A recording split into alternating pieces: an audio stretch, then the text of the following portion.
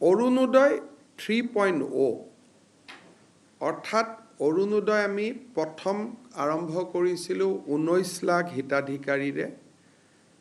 অৰুণোদয় 2.0 আমি সামৰি লৈছিলোঁ 27 লাখ হিতাধিকাৰী। এতিয়া অৰুণোদয় 3 আমি সিদ্ধান্ত লৈছোঁ যে আৰু আমি প্ৰায় আপোনালোকে হিচাপ কৰিব লাগিব যে মই ফটক কৰি পূৰণ কৰি দিছোঁ।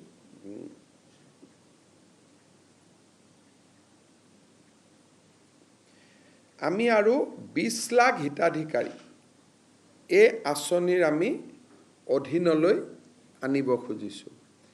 যদি 20 লাখ হিতাধিকাৰীক এই আঁচনিৰ অধীনলৈ আনো, তেতিয়াহ'লে এই আঁচনিৰ অধীনত বেনিফিটেড পৰিয়ালৰ সংখ্যা 47 লাখলৈকে বৃদ্ধি পাব।